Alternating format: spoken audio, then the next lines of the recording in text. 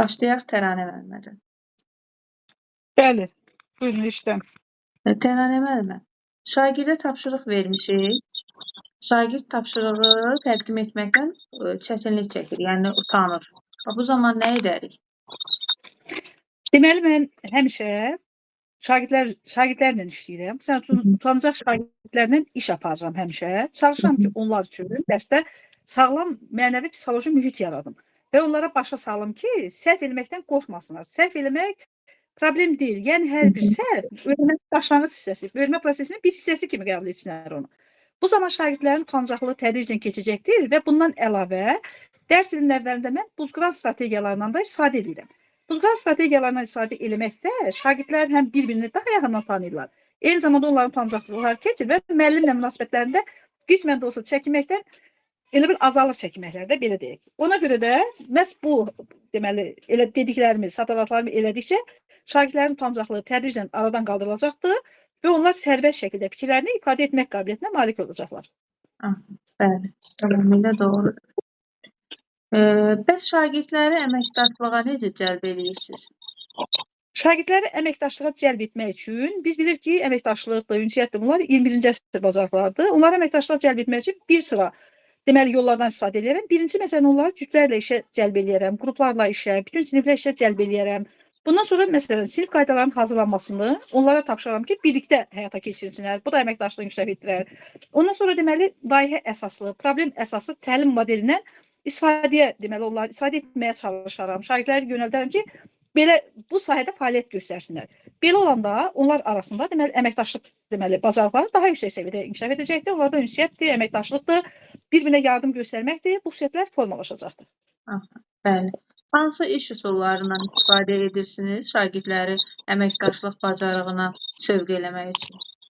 Deməli, bir dənə fərdi işdən başqa, cütlərlə işdir, qruplarla işdir, bütün siniflə işdir. Bu üç dənə iş formasında biz deməli, şagirdlərin əməkdaşlığını görə bilərik. Onlar bir-birinə yaxından kömək edəcəkdir, bir-birində dinləmə mədəniyyəti formalaşacaqdır, birgə işləmək, birgə fikirlər sürmək kimi qabiliyyətlər onlarda formalaşacaqdır.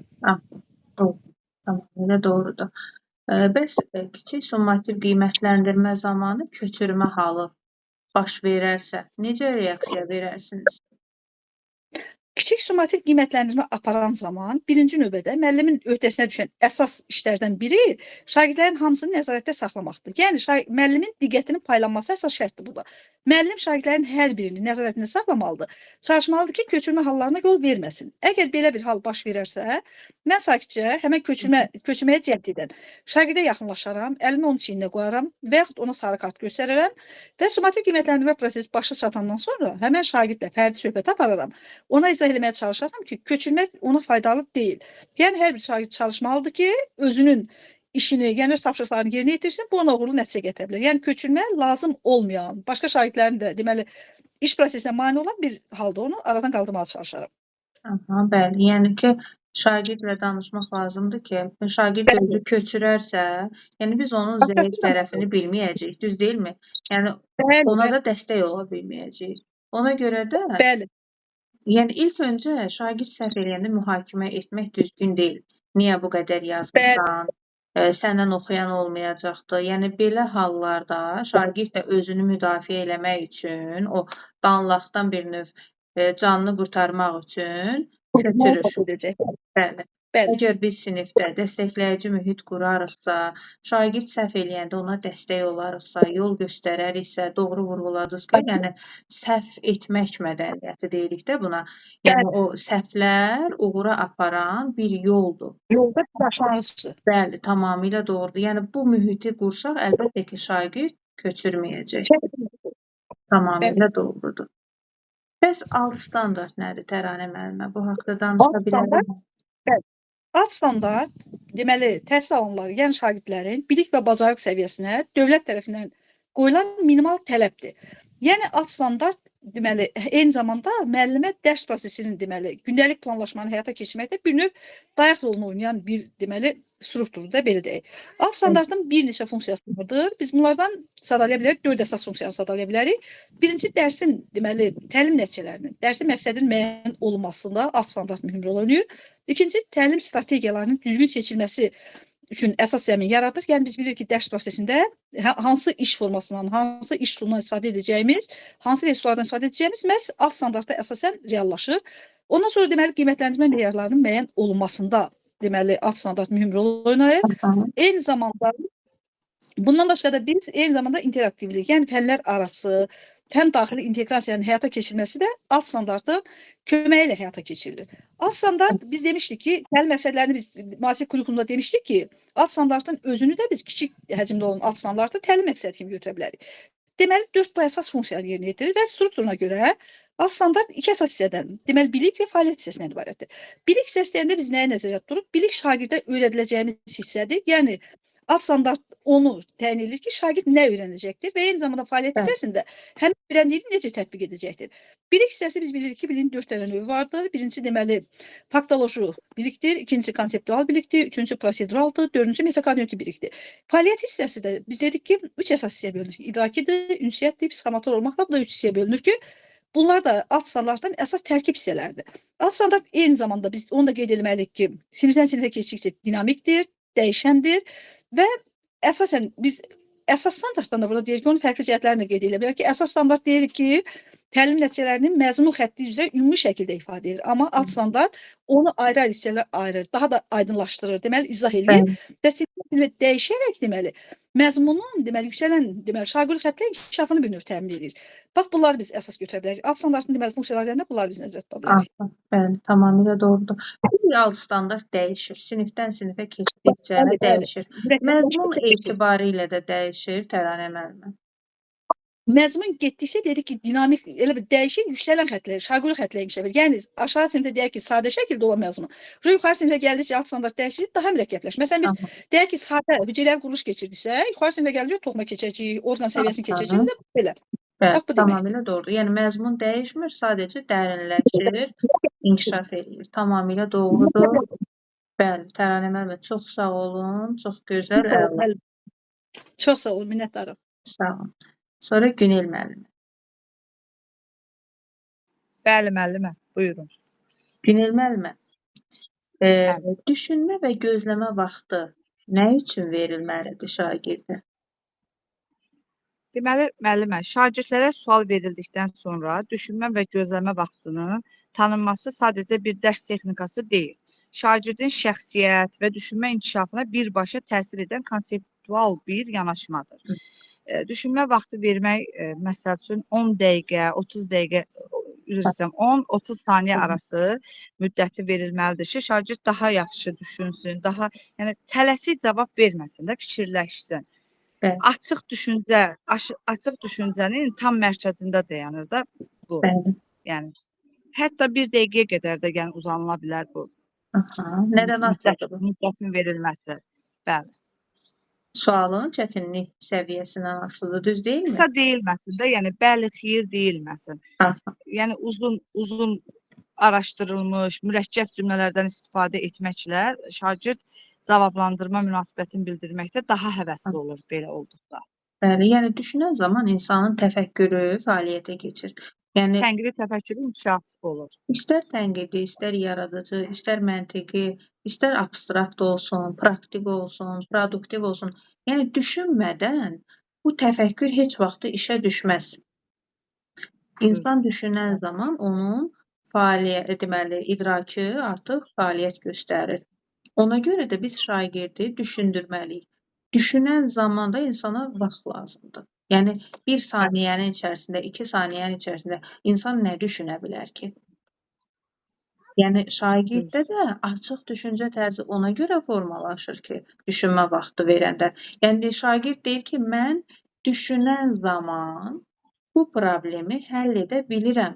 Bu problemin öhdəsindən gələ bilirəm. Ona görə də mütləq şəkildə biz şagirdə düşünmə vaxtı verməliyik. Doğru vurğuladınız. 10 saniyə, 30 saniyə arası, yəni şərt o deyil, təkcə 10 saniyə. 11, 12, 13, 15, yəni 30-a qədər, hətta 1 dəqiqəyə qədər də bəli uzada bilərik. Bu da sualın çətinlik səviyyəsindən asılıdır.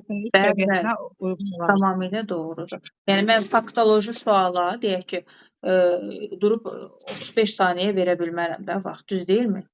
xatırlama Düzdür. mərhələsinə aid olan sualı. Yəni biraz dərin təhlil etmək olsun, və yaxud da ki, dəyərləndirmək mərhələsinin sualı, yaratmaq mərhələsinin sualı. Yəni insan, məsəl üçün deyək ki, bu bir problemin həll yolunu axtarır, fərqli yolu axtarır. 3 saniyəyə mən axı bunu tapa bilmərəm. Düz deyilmi? Real deyil və yaxud da ki, 15 saniyədə də hətta ola bilər ki, mən bunu tapa bilmədim. Amma bir 35 saniyə və yaxud da ki, bir 40 saniyə düşünüb həmin problemin həlli yollarını tapa bilərəm və yaxud da ki, Bu da təhlil edə şagirdin bilərəm. müəllimə özünə inamını artırır. Əlbəttə ki, Vaxt doğrudur, verdikcə. doğru. Məsəl üçün mən deyirəm ki, Günel müəllimə bu sualı cavablandırın. Günel müəllimə 1, 2, 3 deyən kimi keçirəm Nigar müəlliməyə. Yəni Günel müəllimə nə deyəcək?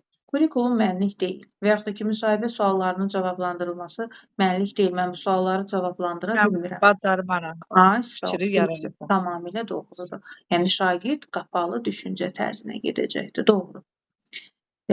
Bəs summativ qiymətləndirmə keçirirsiniz və Bəli. sonda vərəqləri şagirdlərə paylayırsınız ki, səhvlərinə baxsın. Bu zaman müşahidə eləyirsiniz ki, bir şagird özünün summativ vərəqinə yox, yoldaşının vərəqinə baxır. Və bu zaman nə deyərsiniz? Necə reaksiya verərsiniz? Bəli. Əgər şagird yoldaşının nəticəsinə baxırsa, müəllimə, deməli, müəllim həmin şagirdlərə həssas yanaşmayıb. Şagirdlər arasında biraz çobud səslənsə də deyəcəm, fərq qoyub. Onları bir-biri ilə müqayisə edib. Bu zaman şagird özünü hər zaman başlayacaq başqaları ilə müqayisə etməyə, digər sinif yoldaşları ilə.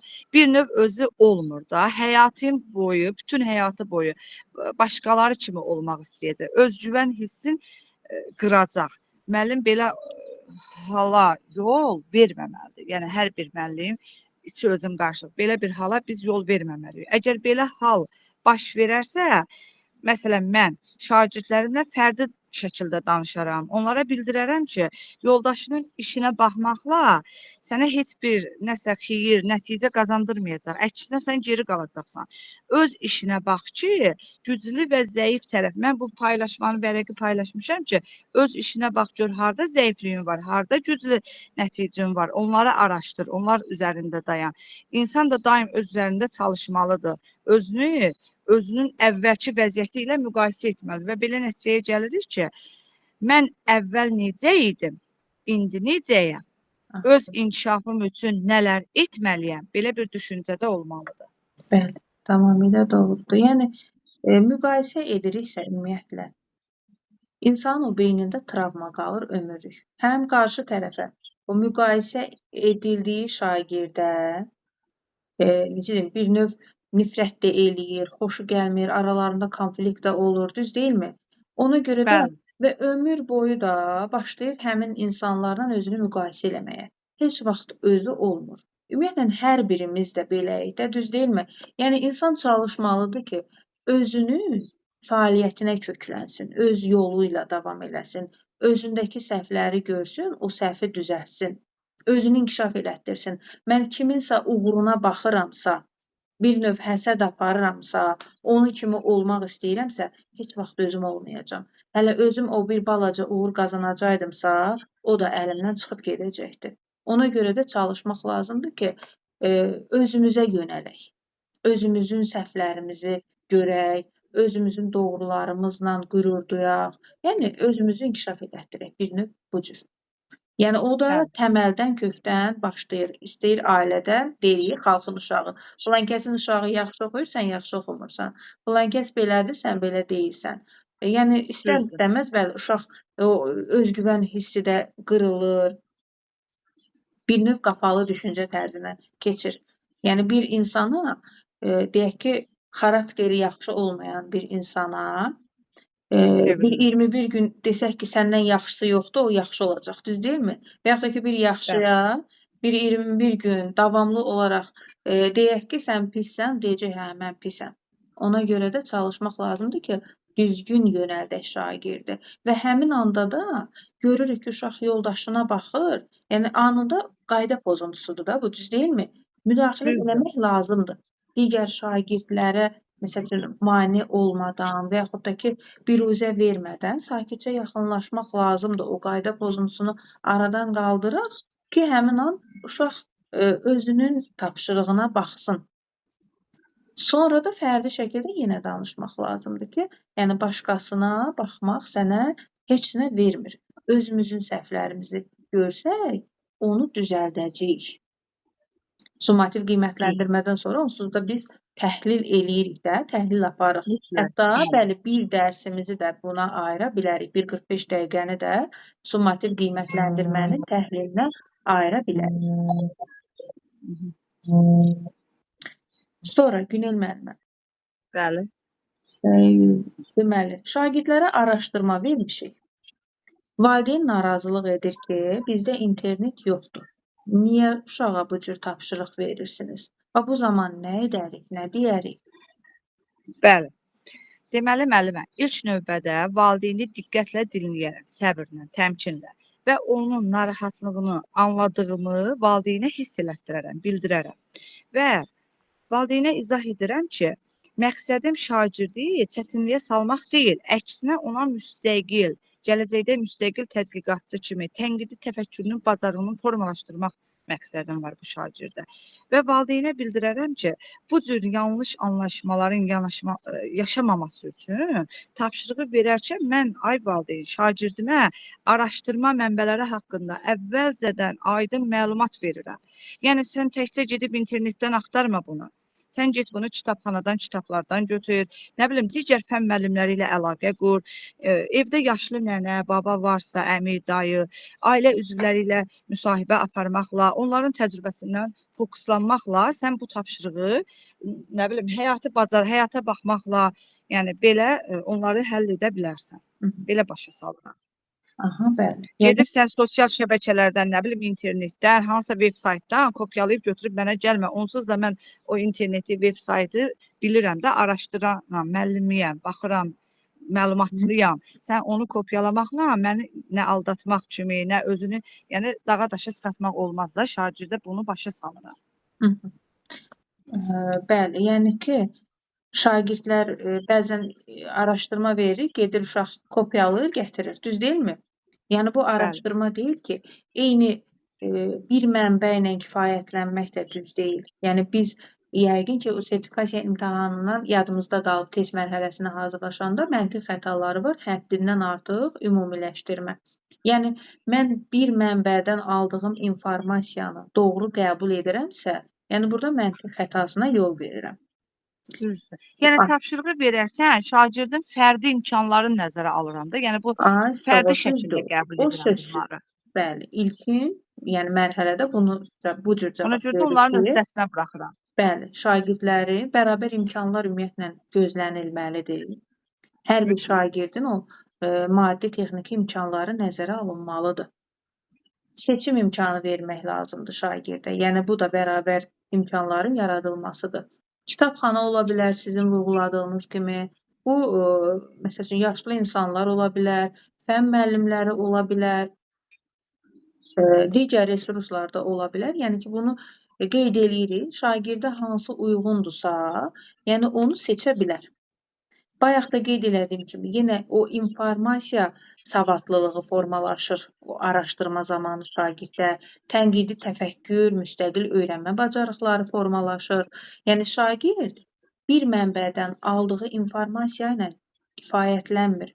Bir neçə mənbədən bu informasiyanı toplayır, qarşılaşdırır, təhlil eləyir, uyğun gələnləri seçir. Yəni mənbə seçimini onların öhdəsinə buraxıram. Bəli. Yəni bunu da şagirddə formalaşdırır və valideynə də bunu bildiririk ki, yəni elə araşdırmaq təkcə məsəl üçün internet resurslarından olmur ki, kitabxanada kitablar da ola bilər, başqa məsəl üçün digər mənbələrdən də şagird araşdırma apara bilər. Sonra Günel müəllimə, bəs şagird oxumur, çalışmır, ümumiyyətlə həvəssizdir dərsə. Bax, həmin şagirdə rəy vermək olar yoxsa yox? Deməli, müəllimə, belə şagirdimiz var. Şagird ümumiyyətlə oxumursa, ümumiyyətlə nə bilim, cəhd etmirsə oxumağa, biz yenə də ona konstruktiv rəy verməliyik. Formativ qiymətləndirmə əsas qaydalarından biri də budur.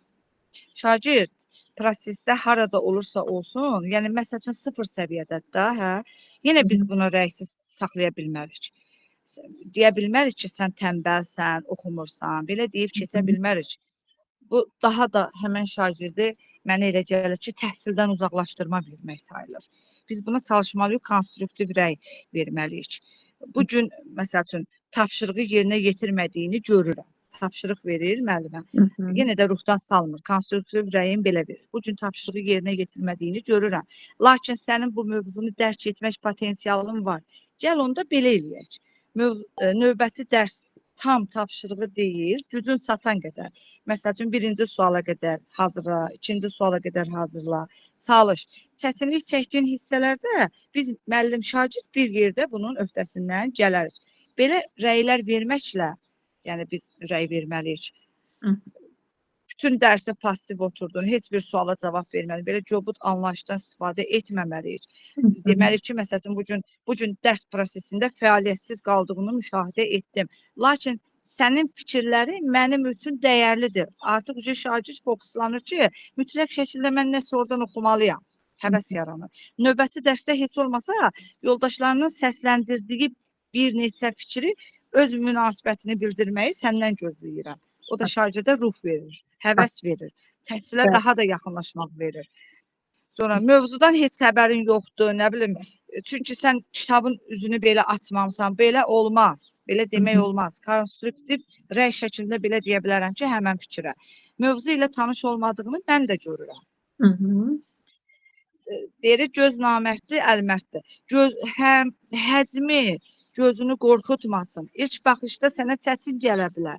İlk addım kimi qaydanın sadəcə bir neçə cümləsini, ən azından deyir, atalar üstə deyib, 3 cümləsini oxu, əsas fikri qeyd edir. Mən danışdıqca, belə dedikcə şagird də fikri qalır gözümdə, ağzımda ki, nə gözəl müəllimədir, nə gözəl fikirlər paylaşır. Kaş oxuyaydım, kaş elə indi bir dəqiqə oxuyaydım, müəllim nə gözəl mənə imkan yaradır. Gerisini addım-addım birlikdə yenə həll edərik. Yəni belə çox demək olur da müəllimə. Nə bilim, özün cəhd etmirsən, nə bilim, tənbəllik edirsən, ona görə də səndə alınmır. Belə bir şeylər demək olmaz. Demək lazımdır ki, konstruktiv rəy şəklində, yəni indiki dövrün tələbinə uyğun olaraq, müəllim kimi, səriştəli müəllim olaraq. Hələ ki, başlamaqda sən çətinlik çəkdiyini mən Günel müəllim olaraq görürəm. Səhv etməkdən çəkinmə. Çünki öyrənmək elə səhvlərdən başlayır. İndi sadəcə tapşırığın birinci cümləsindən başda, nə bilim, yazmağa mı, oxumağa mı, nəsə qeyd eləməyə, qalanını da yenə də addım-addım arxandayam, narahat olma, mən sənə kömək edəcəm. Bəs mən burada niyəyəm? Belə fikirlər deməklə konstruktiv rəy həmən şagirddə hərəkətsizliyi hərəkətə çevirir də faktiki olaraq. Bəli. Doğrudur. Elə bir sonra kiçik bir qapı açılır da, nə bilim, belə.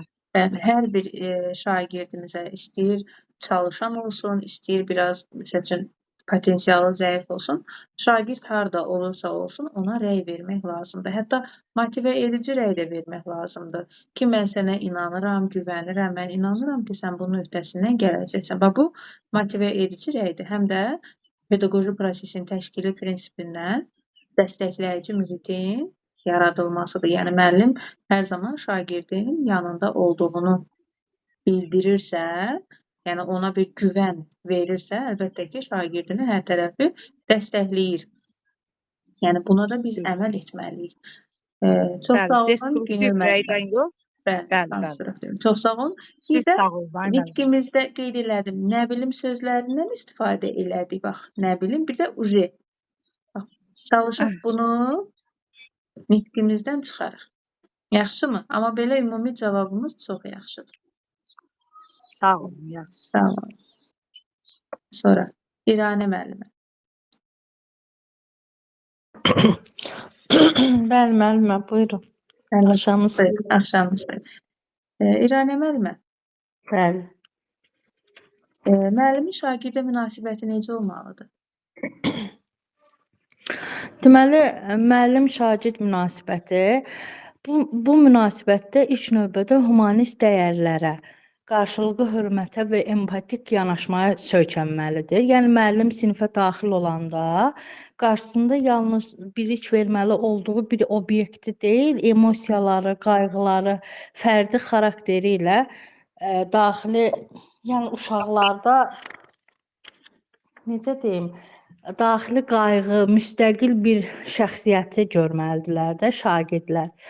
Şagird hiss etməlidir ki, müəllim onun emosiyalarının halına həssasdır, çətinliyə düşəndə bir problemi olduqda onu mühakimə etmədən, yəni acıqlanmadan, qışqırmadan anlayır da ona.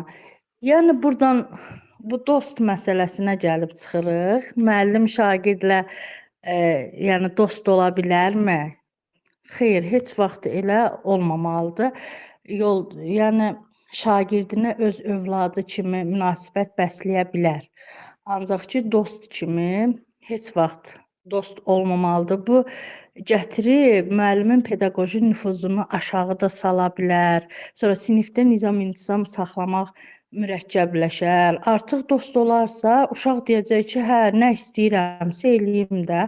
O artıq bu qiymətləndirmədə də başqa uşaqların yanında, sinifdəki digər uşaqların yanında qiymətləndirmə münasibətində də obyektivlik itəcəkdir.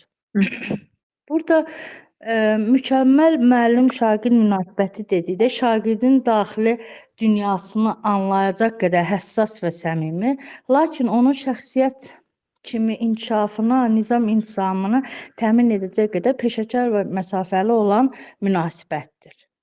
Yəni hər zaman qarşılıqlı münasibət olmaz da şagirdlə müəllim arasında. O həmin o pərdə necə deyim, qorumalıdır. Yəni bir sözlə deyək ki, şagirdinin hər hansı bir problemini dinləyəcək qədər həssas olmalıdır. Emosiyalara qarşı Bəli. cavab verməlidir. Həssas yanaşmalıdır, empatiya hissi ilə yanaşmalıdır, humanist yanaşmalıdır.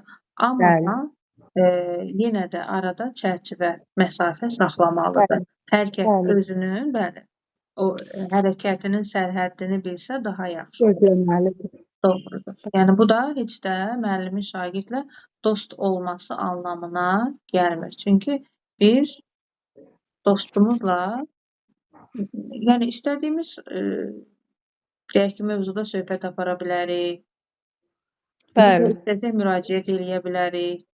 Amma müəllim şagirddə xeyr, belə olmaz da. Şagird müəlliminə böyük kimi hörmət bəsləməlidir. Ondan nə isə bilmədiyini öyrənməyə çalışmalıdır da. Otursunlar belə dəstəklər, nəsə elə şeylər olmamalıdır. Olmaz, doğrudur. Bəs müəllimin üslubları hansıdır? Hansı üslublar? Deməli, müəllimin 3 dənə üslubu var. Liberaldır, demokratikdir, avtoritardır. Demokratik üslub, burada humanizm gözlənilir. Avtoritarda ənənəvi qaydaya əsaslanırdı. Orada müəllim şagirdi acıqlanırdı, küncdə durğuzurdu. Yəni öz bildiklərini sərt şəkildə bildirirdi. Amma demokratikdə onu empatiya hissi ilə yanaşacaq, emosiyalarına, qayğı ilə yanaşacaq, onu dinləyəcək, dinləyici olacaq. Birlikdə irəliləməyə çalışacaqlar. Bildiyini şagirdinə öyrədəcək, həm də onunla birlikdə öyrənməyə çalışacaq. Amma liberal isə, liberal nə idi? Laqeyd müəllim. Hə, laqeyd yanaşır. Sanki dərs keçmək istəmir, laqeyd yanaşır şagirdinə hər tərəfli. Belə əskildir, bilməzsən belə də, yəni laqeydlik göstərir. Yəni liberal odur ki, ümumiyyətlə laqeyddir. Avtoritar hardasa nəyisə tələb eləyir. Qorxutsa da, bu qərarları bir tərəfli qəbul etsə də, özü, məsəl üçün, qaydalar da özü tərtib eləyir. Yəni şagirdə seçim imkanı vermir. Subyekt-obyekt yanaşmasındadır. Şagirdə hədə-qorxu gəlir. Yəni hədə-qorxu gəlir çoxdur. Demokratikdə subyekt-subyektdir. Avtoritarda subyekt-obyektdir. Bəli. Yadıma Liberal da düşürüb. deyir ki, oxuyur Əslində oxusun, oxumur da oxumasın. Yəni laqeyd oxumam. müəllimdir. O dərsə gəlib Yəni, başqa müəllimlə söhbət edən, telefona baxan, sinifdə uşaq bir-birinə, aləm dəyir bir-birinə, xaotik səs-küy olur. Yəni heç bəli. necə deyim, müəllim narahat olmur ki, sinifdə uşaqlar dalaşır və yaxud da ki, Sadəcə oxumur. maaşını almaq üçün Ay, sağ ol, sanki. tamamilə Belə. doğrudur. Elə bil ki, dərsi bir növ yola verir də liberal müəllim. Bəli. Hansı yanaşma daha yaxşıdır? Əlbəttə demokratik. Bəli, doğrudur. Yəni burada artıq şagirdin seçim imkanı var, subyekt Bəli. yanaşmasındadır. Şagird hansısa bir fikrə qarşı da Humanist çıxa bilər. yanaşmaqda. Tamamilə Bəli, doğrudur. humanist Yəni bir yanaşmaqda. fərd kimi, bir şəxs kimi, bir şəxsiyyət kimi yanaşır demokratik üslubda dərs deyən müəllim. Belə də Bəli. olmalıdır. Bəli. Bəli. Bəs sinifdə intihar məktubu tapsaq nə edərik? Hə. Sinifdə imtahan məktubu tapsaq, əlbəttə onu araşdırmağa çalışarıq ki, bunu hansı şagird yazıb. Sonra sinif rəhbərinə bildirərəm, məktəb rəhbərliyinə xəbər verərəm. Eyni zamanda psixoloqla birlikdə həmin uşağı tapıb onun üzərində işləmələri lazımdır. Sonra belə başqa nə deyə bilərəm? Deməli, həmin sinifdə eyni zamanda həmin sinifdə sağlam psixoloji mühit olmayıb da, bəlkə də. Hə, müəllimə, ola bilər? Ola bilirsiniz necədir? Bullyingə Yəni bu də bir neçə məruz səbəblər ola bilər. nüans ola Bullyingə bilər. məruz Məsələn, qala bilər. bullying Tamam. ola bilər. Aha, Bəli. ailədə hər hansı bir problem ola bilər.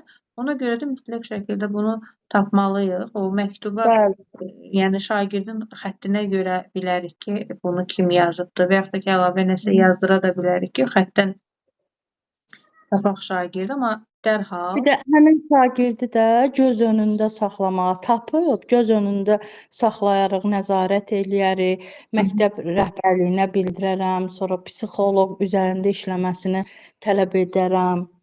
bəli.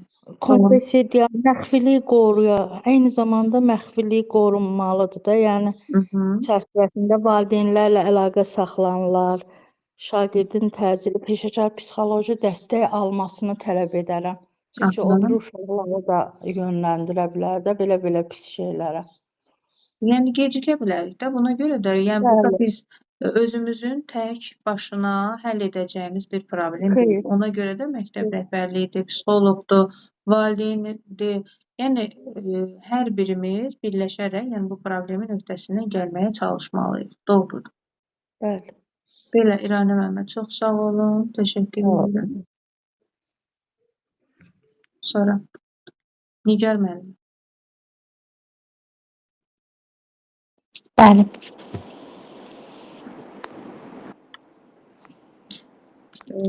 Deməli Nigar müəllimə. 2-ci Qarabağ müharibəsi şəhidlərini hansıları tanıyırıq yəni?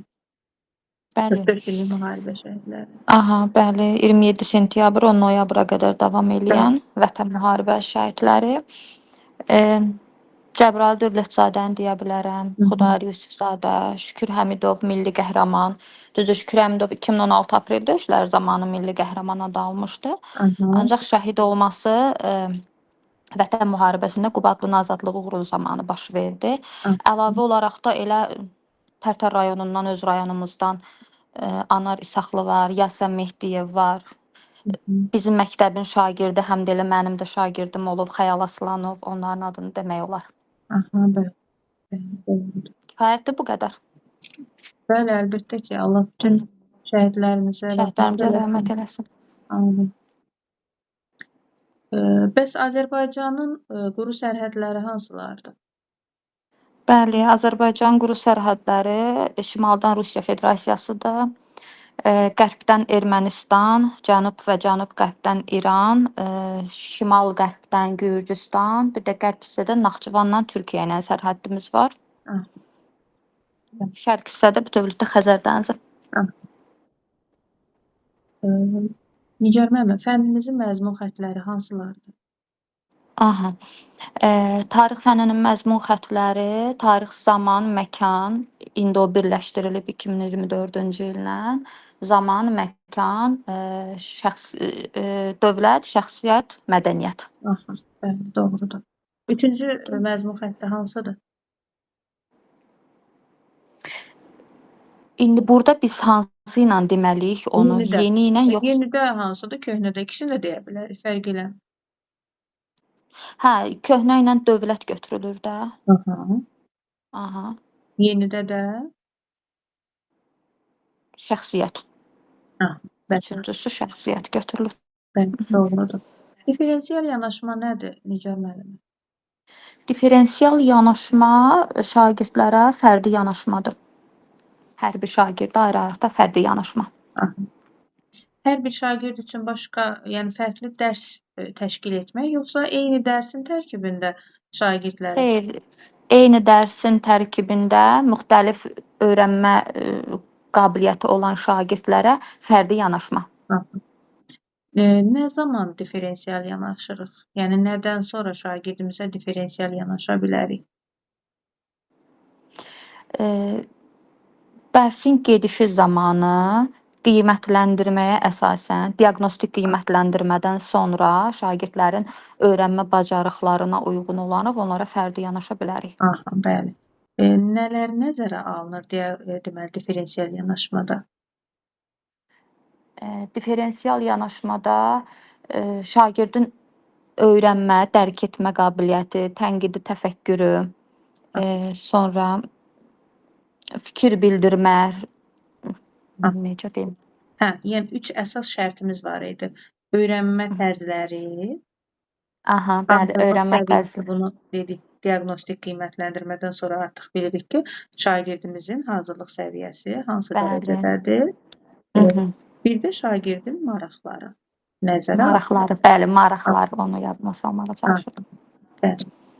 Doğrudur. Summativ qiymətləndirməni nə zaman aparırıq?